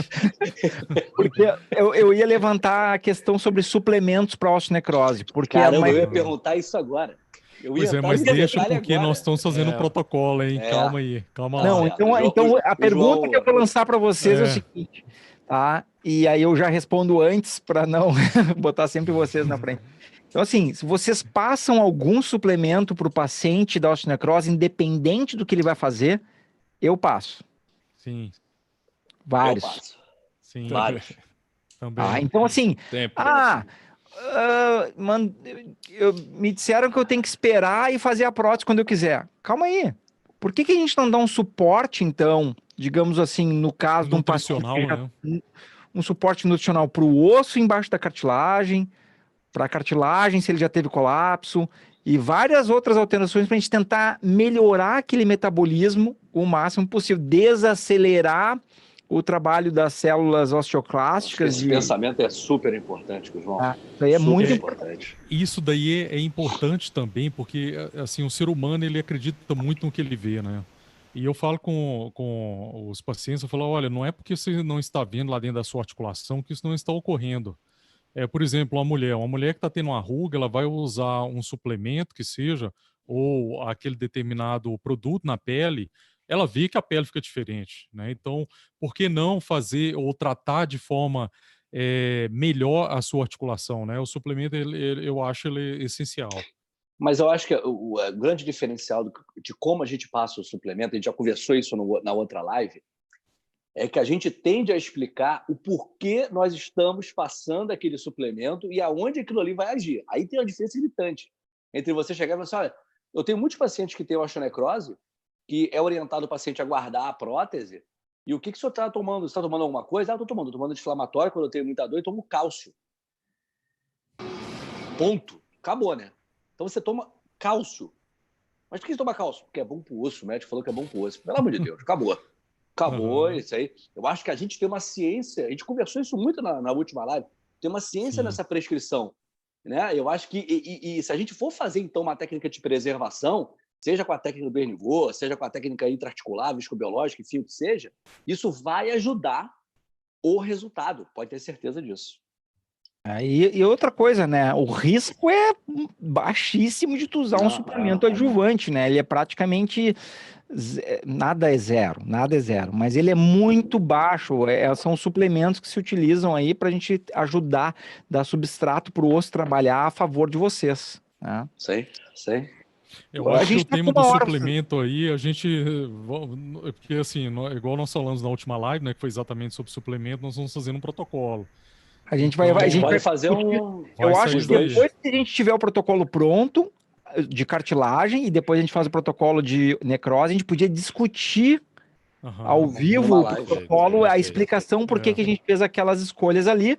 E se alguma pessoa, um colega ortomolecular quiser fazer uma sugestão, a gente somos pessoas super Claro, abertas com a certeza. sugestões positivas que querem agregar. Eu estava pensando aqui, a gente está com 1 hora e pouco. Responder as dúvidas dos pacientes. E as perguntas, né? Eu já queria lançar a mão, eu sei que o João separou ali, então, para nós, o João separou no bate-papo ali do aplicativo do Zoom mesmo, 32 perguntas, eu acho. Mas eu já vi uma de cara aqui que eu acho que é fácil de responder. A Camille Faria pergunta: será que tem como fazer a cirurgia dos dois lados? Então, aqui, Preservadora? sim, de manter da necrose? Sim. Sim. Então é normal. Com Por isso certeza. até por isso que é muito importante fazer o diagnóstico, porque a gente opera os dois de uma vez só. Numa Na verdade, anestesia. até a prótese, se fosse o caso. Se pode fosse também. o caso, também poderia fazer até a prótese, exatamente. Entendeu? Bem, Não bem tem nenhum colocado. impedimento. O que o Inácio falou, né? Então, talvez nem todos tenham ouvido, nós espectadores, mas assim, é importante lembrar que entre 50% e 80% dos pacientes que têm o diagnóstico de osteonecrose de um lado, ele tem do lado contralateral. Então, a gente sempre investiga os dois lados exatamente, já trata os dois lados, Camila. Claro. Perfeito. Então vamos poupar idas aos hospitais, né? Então tu vai uma vez ao hospital, resolve o teu problema. É isso aí. Vamos lá, João, coordena as perguntas para nós aí. Tá. Vamos lá desde o início. Tem uma pergunta aqui muito boa, que aí a gente pode entrar no lado farmacológico também, né, do tratamento farmacológico da osteonecrose. A Bárbara Caldeirão, ela perguntou: o colesterol alto, ele também pode ser uma das causas da osteonecrose? Mito ou verdade? Boa pergunta. Aqui eu vejo o seguinte, não é simplesmente um colesterol alto, tá? Aí eu vejo a doença hipercolesterolemia familiar, onde o colesterol é muito alto por uma doença genética. Não é aquele colesterol que está 220, 240, não. É aquele colesterol que fica muito alto. Tá? Sim. E hipertrigliceridemia também. Anemia também. Sim, exatamente. Mas é uma doença distinta. Boa, vamos ver outra Tem uma outra pergunta aqui, mais sobre o pós-operatório. O Luiz Carlos Araújo Costa, ele está falando o seguinte: boa tarde, eu fiz a cirurgia de descompressão há 1 ano e 4 meses e ainda não consegui largar as muletas completamente. 1 ano e 4 meses? 1 ano e 4 meses, Bom, a gente não sabe a idade, mas nesse caso aí... Não é o padrão, né? Não é o padrão. Se tem que ver se já não ocorreu o colapso, se está com muita dor, talvez tenha que mudar a abordagem, né? A estratégia. É importante deixar claro que a gente vai responder aqui essas perguntas, também essas perguntas nesse caso de pós-operatório de outros colegas, baseado nas nossas condutas com que a gente tem. É sempre importante deixar, né, Guzmão? Se fosse um paciente nosso, a gente não vai poder, em nenhum momento, tá recomendando a indicação que o colega está dando para ele de manter a muleta, enfim. É importante deixar isso bem claro. É uma coisa que, enfim... Pelo que ele disse, ele falou assim, não estou conseguindo largar, me parece. Provavelmente ele tem dor. Que a dor impede, eu entendi. Provavelmente deve ter algum colapso aí que tenha evoluído. Né? Exatamente. Eu concordo Normalmente, assim, o paciente que ele tem uma dor súbita ou uma dor aguda após o diagnóstico da necrose é porque houve o colapso. Aquele momento do colapso, o que ele significa? Ele significa que houve uma fratura do osso que sustenta a cartilagem. E aquele afundamento ali do osso ele é o suficiente para causar a dor. E aí a pessoa percebe ali, isso é muito nítido. E muitas vezes melhora um tempo, né? Ele fica com dor no tempo, muitas vezes ele pode ficar melhor, aí depois pode ser que tenha o evento de dor relacionado ao processo gerativo, muito parecido com o que a gente tem na coluna lombar, naquelas fraturas por por porose, né? Vamos dizer. O paciente ele tem aquela dor aguda que a Por vértebra, insuficiência, né? Por insuficiência, ela muda o formato, né? Sim, perfeito. E aí, João, o que mais? Tem uma aqui que foi pro Inácio, vou fazer. O Éder Cardoso. Boa tarde, doutor Inácio Ventura. Após a cirurgia de descompressão, quanto tempo mais ou menos seria a recuperação? Aí tem que... Vamos falar da recuperação inteira, vamos dizer. E provavelmente os pacientes perguntam, eles querem muito saber, às vezes, em relação à carga, a poder apoiar o peso, largar a muleta e ter uma recuperação para o dia a dia, vamos dizer. Vamos falar desse aspecto, e isso mudou muito nos últimos anos também. Isso, pelo menos, aí depende da realidade de cada um, em hospital público, hospital particular. Então, o que você vai usar para fazer a descompressão? Então, se eu tiver que usar, que hoje eu já não uso, uma broca muito grossa para fazer a descompressão, ou seja, a gente abre um canal ali de 6 milímetros, 7 milímetros, 11 milímetros, se você tiver que fazer com DHS, eu seguro a carga, eu segurava anos atrás, 6 semanas, tá? Hoje em dia, com a técnica que nós usamos hoje, fazendo a descompressão por múltiplos furos muito finos, com fios finos, ou com o kit da subcontroplastia, que é uma broca fina também, eu não seguro mais a carga que eu seguro é por conforto durante 2 semanas. Então, em torno de 2, entre a segunda e a terceira semana, o paciente, fazendo a fisioterapia e tudo, deve estar abandonando a muleta e já caminhando e fazendo as coisas do dia a dia normalmente. É claro que a recuperação completa para você voltar para uma atividade esportiva, tudo isso vai levar mais tempo e vai depender de cada caso. A área de necrose, se já há colapso ou não há, tudo que a gente conversou aqui ao longo da live. Perfeito. É um dado importante assim, para os pacientes entenderem. O osso ele é um tecido vivo, como qualquer outro tecido que nós temos no corpo, né? Assim como a pele, o cabelo, qualquer outra coisa, mas é um tecido vivo. E todo tecido ele necessita de algum tipo de estímulo. Existe uma lei que chama Lei de Volkmann, que ela fala que para a gente ter o crescimento, desenvolvimento ósseo, Wolff. isso, a lei de Wolff, nós Eu precisamos ter o estímulo, né? Então, assim, Também. não é, quando a gente fala em controlar a carga, não é andar com o pet pendurado, né, na muleta. A gente sempre estimula um toque leve ao solo, mas esse contato do membro, ele é importante, né? Não anda-se com a perna de pendurada no ar, né? Ele sente ali, ele tateia o chão, mas não solta a carga. Aí a média de tempo é essa que o Inácio falou, em torno de 6 semanas, né? Mas é uma coisa importante 6 porque... semanas com broca Com um grossa. bloqueamento grande. Com as nossas exato. técnicas hoje, 2 Eu a tenho 3. feito 2 a 3 semanas também. Sim, exatamente. É isso aí. Vamos ver. Olha, eu quero comentar uma curiosidade para vocês aqui. Como eu mandei para vocês no WhatsApp hoje à tarde, né, que a gente está fazendo um protocolo para melhorar a imunidade contra o coronavírus. Uhum. Dizem que tem que falar, não pode falar isso, coronavírus. Agora vai chover aí Não, é porque senão o YouTube pega e sacaneia o vídeo, sei lá. Exatamente. Edita isso aí, tira isso aí. Você falar de coronavírus. Então, só a OMS pode falar de coronavírus. a glicosamina, China virus, a glicosamina tem poder antiviral. A glicosamina tem poder antiviral. Interessante, né? Interessante. Eu também não sabia. Só que é uma dose mais alta, são 3 gramas que teria que usar, no caso, para esse efeito aí. Achei interessante, não, mas eu Ela acho tem uma que ação anti-inflamatória, né? é só um comentário aleatório, porque eu lembrei. Então, assim, quem usa glicosamina, é interessante observar se eles tiveram um desfecho mais favorável. Né? Isso aí. Já que tem um monte de paciente com glicosamina, interessante a gente saber. Sim. Porque pode ser um efeito antiviral secundário, né? Não direto, né? Provavelmente não é direto. É por diminuição da inflamação sistêmica e tudo, aí vai ter melhor resposta, né? A virose. Tem uma pergunta aqui da Edna dos Santos. Há 9 meses, com uma osteonecrose vascular na coxa femoral, ainda não consegui operar. Já fiz todos os exames pré-operatórios, essa demora está agravando minha locomoção. O que poderá ocorrer na minha perna?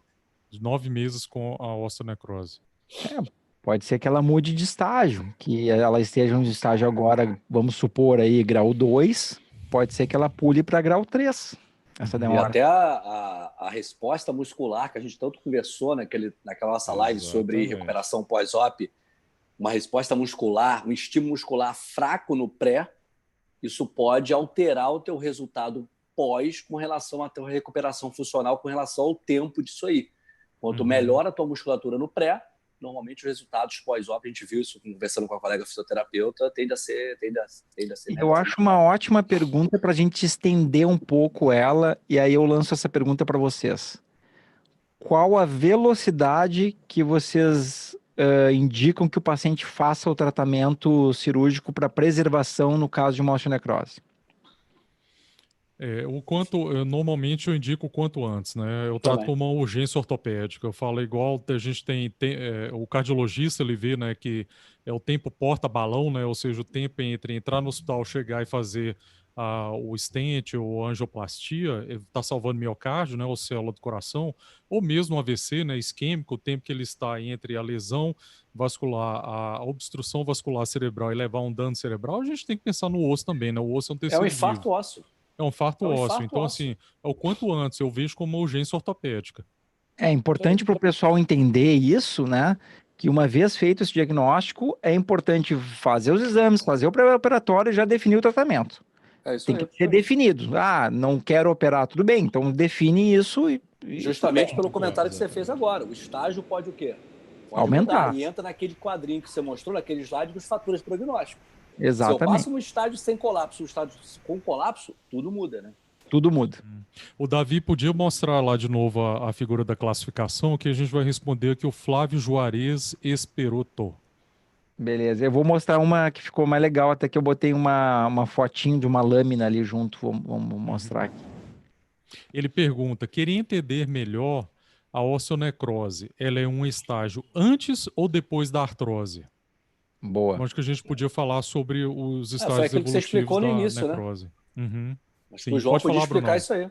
Não, Fala pode aí. explicar você, porque foi aquilo que você iniciou explicando, né? Uhum. Da Então, olha osteonecrose e só, osteoartrose. vejam bem, ali no estágio 1, o que que nós temos? É o estágio onde o paciente ele tem uma normalidade na formação do quadril, então ele não tem uma deformidade ali na cabeça do fêmur, ou mesmo na região que comporta a cabeça do fêmur, que é o acetábulo, mas ele já pode começar com dor, né? Normalmente ele tem dor e ainda não tem alguma alteração importante nos exames de imagem.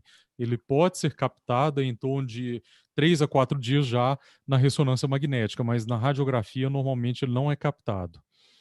Aí no estágio 2, nós já temos então uma área de infarto, é aquela área onde ela está marcada ali, rachureada, né? Pretinha, então ela marca a área delimitando a área da necrose.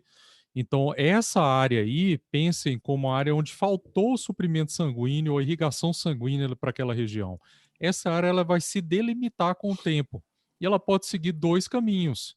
Ela pode ficar dessa forma, como nós dissemos, e reduzir até essa área de necrose. Por quê? Porque vai ter todo aquele processo de recuperação, de cicatrização em torno dela, e ela pode se manter esférica, ou ela pode evoluir para o estágio 3, que é o próximo aí no slide, que o Davi está mostrando. Então, nessa área, teve uma evolução negativa da área de necrose, aquela área onde ela infartou, onde faltou o suprimento sanguíneo, ela colapsou afundou, então o osso ele afundou e parou de dar o suporte para a cartilagem.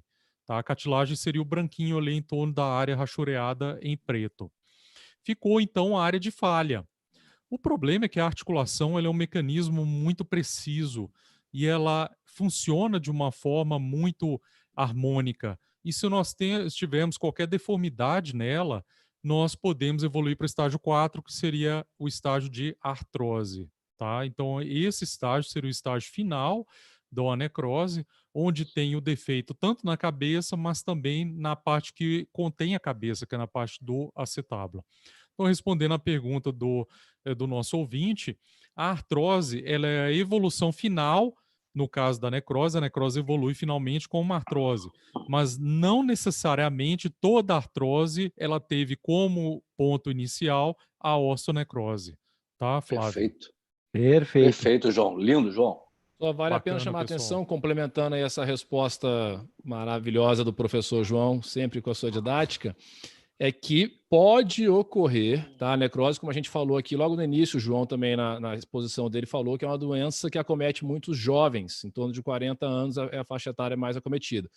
Porém, tanto nós temos pacientes hoje com artrose mais novos, como nós temos pacientes mais velhos da quinta e sexta década, da sexta década para frente, 60 e poucos anos, com necrose também, especialmente necrose idiopática. E às vezes há, não como consequência da necrose, mas uma concomitância de artrose com necrose.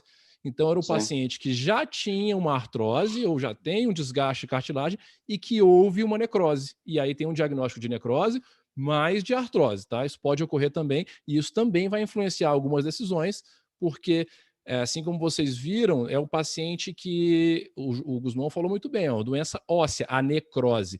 Então, eu vou investir num tratamento preservador para necrose, sendo que a cartilagem dele já está acometida, se ele já tem artrose, também muda um pouco de figura. E isso volta àquele exemplo que o Guzmão falou da artro nos pacientes com osteonecrose para tratar outras patologias, como impacto femorostabular, lesão do labro. Esse paciente com necrose, impacto femorostabular concomitante, não quer dizer que apareceu um por causa do outro, a pessoa pode evoluir para artrose pelo impacto e não pela osteonecrose. Também quer dizer, as duas coisas elas podem aparecer juntas e não necessariamente ser uma consequência, a artrose ser a consequência de cara da osteonecrose, né? Perfeito. Vamos ver mais as perguntas aí, John. Vamos lá. John. Eu vou mostrar, enquanto o John pega uma pergunta ali, eu vou mostrar uma figurinha de um paciente com 14 anos de evolução, com a necrose, para verem a cicatriz dentro do osso. Bacana. Legal. Boa. Uhum. Então, aqui, ó. É um paciente que ele foi em 2003, ele tinha 27 anos. Esse aqui foi o quadril afetado, ele fez a descompressão com a técnica, não era exatamente a do Herningu, mas Herningu-like, digamos assim. E aqui em 2017, com 14 anos de evolução. Então, notem que tem uma cicatriz dentro do osso e o branquinho é osso novo formado. Tá? Mas aqui tem essa cicatriz dentro do osso, mas o paciente está normal, digamos assim. Na última vez que eu vi ele foi em 2017, foi quando a gente fez esses exames, e eu continuo acompanhando ele até o momento. Então eu pedi para ele voltar dentro de 5 anos. Até o momento o paciente segue bem, fazendo tudo que ele faz aí da vida, joga futebol, enfim, faz tudo. Só que ele tem aquela cicatriz dentro do osso e ele é completamente sintomático. Então aquilo que o Bruno comentou também, a ressonância, ela vai mostrar essas alterações durante bastante tempo, porque fica uma cicatriz, como o João falou também, né? A pessoa se corta na pele, alguma coisa assim, fica uma cicatriz dentro do osso. É isso aí. Tem uma pergunta aqui que eu acho que a gente pode resolver duas dúvidas aqui em uma só. Eu acho que o Inácio poderia responder, que fala o seguinte: a mudança da alimentação, excluindo carboidratos e açúcares, também ajuda para não piorar a osteonecrose? Isso foi a Cristina S. Amado.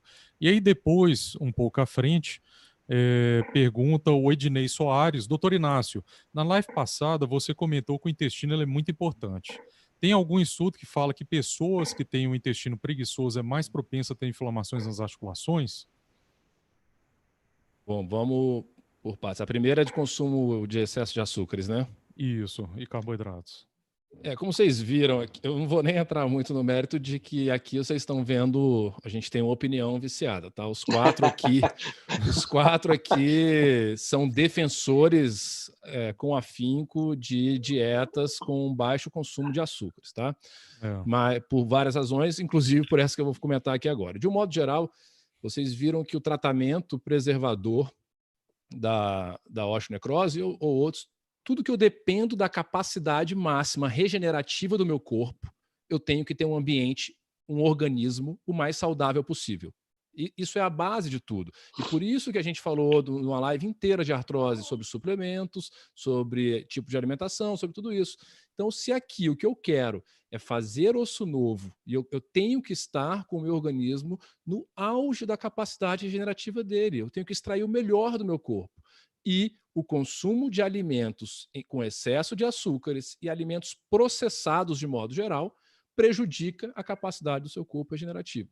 Ponto. Isso é, quem consome muito açúcar, e açúcar, entendam, todos os tipos de carboidratos, pior os carboidratos refinados e processados, mas todos os tipos, tem um organismo mais pró-inflamatório do que quem tem um consumo baixo desse tipo de alimento. Tá? Então, esse é um fator, de maneira simplista, é isso aí. Na segunda pergunta do Edney é em relação ao intestino, né? Isso, se o intestino ele interfere no processo. O intestino interfere, tá? Não é para você fazer uma relação direta necessariamente com o teu ritmo intestinal. Então, cada pessoa tem um ritmo intestinal próprio, alguns por doença, alguns porque é dela. Então, existem outros fatores que influenciam o teu ritmo intestinal, se você é um pouco mais constipado, ou se você tem um intestino mais solto, se você faz regularmente todos os dias, ou qualquer coisa desse tipo. O que é sabido hoje é uma das principais fontes de inflamação sistêmica do nosso corpo é uma flora, uma microbiota intestinal desbalanceada. Tá? E existem vários indícios que você pode ter numa consulta clínica e alguns exames que mostram isso, se você tem uma flora desbalanceada ou uma microbiota ok. É bom fazendo o vínculo de uma pergunta com a outra, porque uma das principais causas de ter uma flora intestinal de má qualidade é o consumo de açúcares. Tá? Então, as duas coisas têm relação direta, e ter um intestino ruim, sim, vai manter o teu organismo mais pró-inflamatório também, assim como os açúcares, e pode piorar a resposta a qualquer tratamento preservador, ou não, qualquer tratamento. Tá? A gente sempre tem que contar com a capacidade do nosso corpo regenerativo. Perfeito. Uma perguntinha rápida ali, Flávio Juarez Esperoto pergunta se pode acontecer osteonecrose no joelho. Sim, pode acontecer no joelho, no ombro, nos punhos, tornozelo. Cada osso tem um grau de sensibilidade maior ou menor a ter a osteonecrose, então ele pode acontecer em qualquer local. O quadril é um que tem uma sensibilidade maior a ter a osteonecrose do que os outros aí. A mandíbula acho que é quadril também, né, a mandíbula. Acho que é primeiro o quadril, mandíbula. depois cabeça do úmero, né? Isso. Tem uma aqui que talvez o Brunão aí, ele foi dentro do que ele falou, eu acho que seria interessante para ele explicar o Cassiano Alexandre. Ele fala: doutores, tenho 29 anos, fiz uma descompressão bilateral com cimento ósseo, porém faz 3 meses e ainda dói. Não consegui largar as muletas. O indicado agora é fazer uma artroplastia total do quadril ou ainda espero para ver se melhora? Eu acho que nesse caso aí ele vai ter que conversar com o médico dele. É complicado. Né? Porque tem que saber complicado. por que tem a dor. Está recente ainda, né? Também, enfim, como é que foi feita a técnica? Esse termo cimento ósseo pode não ter sido o metacrilato. Pode ser enxerto sintético, de fosfato sintético, Então, os 3 meses é bem recente. Vocês viram a gente falando aqui 1 ano, 2 anos, né? Então 3 meses é muito recente, né? Muito recente. É difícil operar nisso aí, né? 3 meses é muito recente. Né? O certo é que qualquer procedimento preservador, né? A pessoa, é aquilo que o Inácio falou, né? Tem perfis, né, de pessoas, e se é um perfil de uma pessoa que ela tem uma necessidade, uma ansiedade maior quanto a zerar a dor ou zerar completamente o incômodo, né? Então tem determinados tratamentos que não vão atender essa necessidade, né? Mas pensando em preservação, a gente sempre tem que ter mais paciência, e ainda mais tratando o aparelho osteomuscular, né? Que ele exige um tempo maior de paciência, né?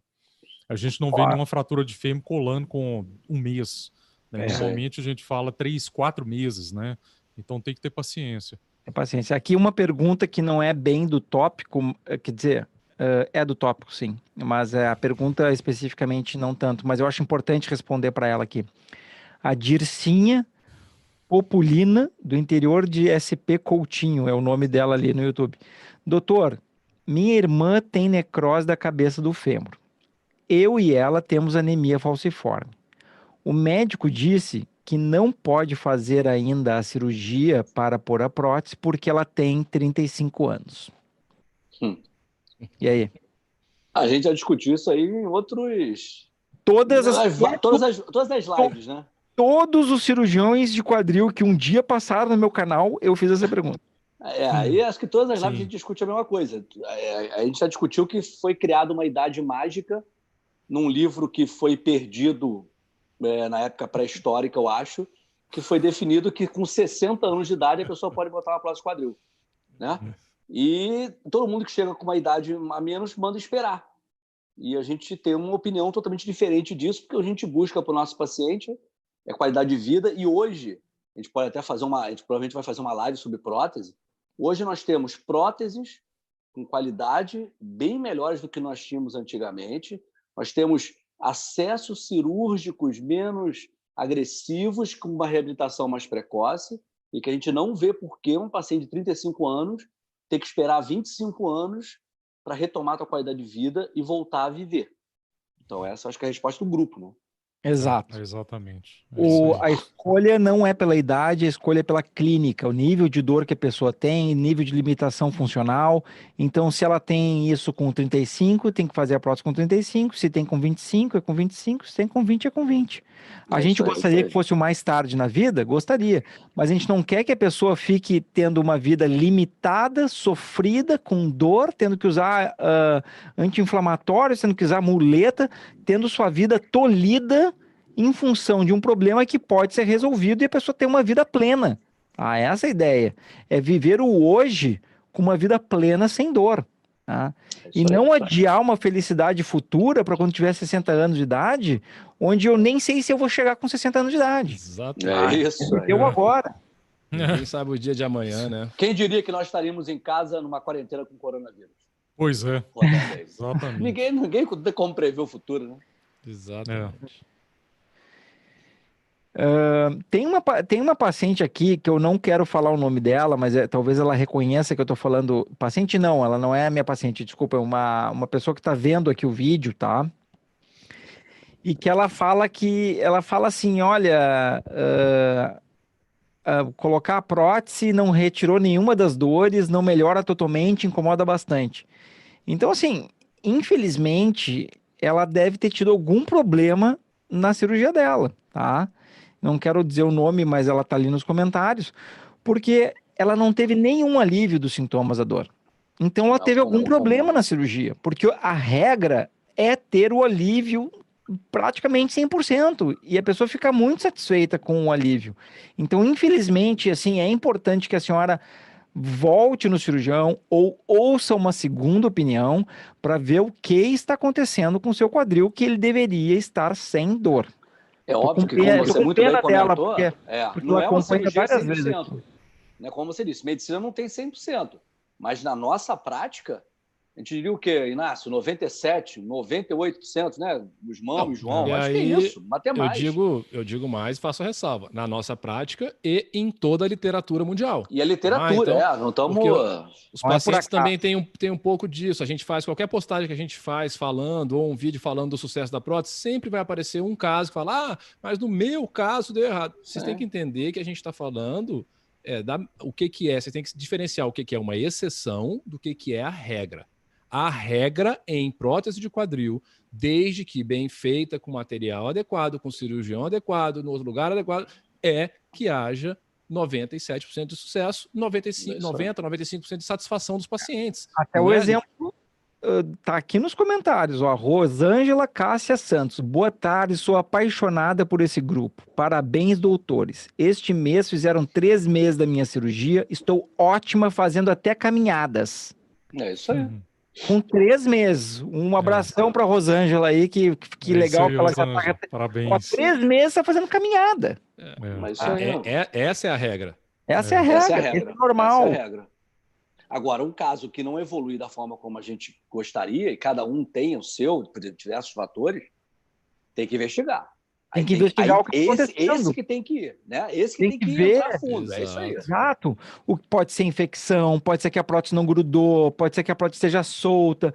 Pô, tem um monte de fatores aí que pode ter acontecido. Um monte de causas de dor. Pode ser que haja um problema na coluna lombar, que não fosse tanto no quadril. Justamente. Quadril.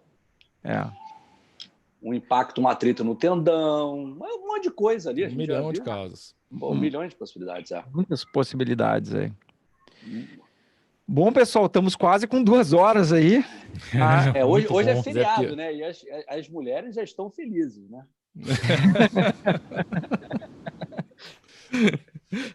Ô, Brunão, manda só um abraço para um paciente que saiu de Manaus para consultar com você aí. Ela chama Amanda Mello.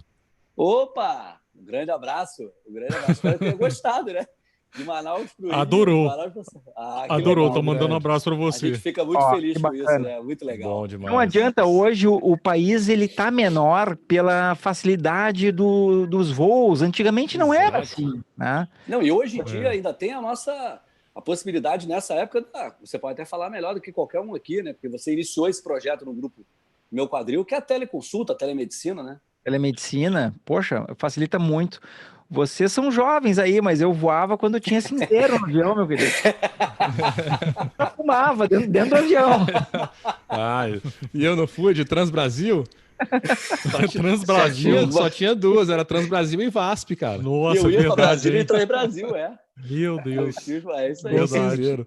Mas tinha um lado bom, hein, Guzmão? Tinha um lado bom. Os voos nacionais, eu lembro que eu gostava do jantar e do almoço, pô. Tinha almoço e jantar em voo nacional. Não, da agora é maravilha que era. Talheres de metal. Talheres de metal. O 11 de setembro mudou muita coisa. Agora é plástico. Mas isso aí que você falou é interessante, Guzmão, porque eu digo muito para os pacientes também que me mandam, agora com a teleconsulta facilitou muito. Alguns pacientes, é uma pena porque vocês moram, que a gente se encaminha muito paciente, né? Mas tem uns que moram longe de todos, em Roraima, ou no Amazonas, ou no Nordeste. Mas vocês moram tão longe, eu digo, não é tão longe assim, é 1h20, ou 2 horas, são 2h30. Esse é o tempo de um voo, então eu demoro da minha casa para o meu consultório, muitas vezes, 1h15. É um tempo de 1h15 eu chego na casa do Guzmão de avião. Eu vou visitar ele. O consultório meu do Leblon, até aqui onde eu moro na Barra, tem vezes que eu demoro 2h30. Que 2h30 é Brasília e Manaus. Então, isso aí, ó. Não é mais... As distâncias não são tão grandes assim. A gente tem que ver em tempo, né? É uma questão da pessoa se planejar, né?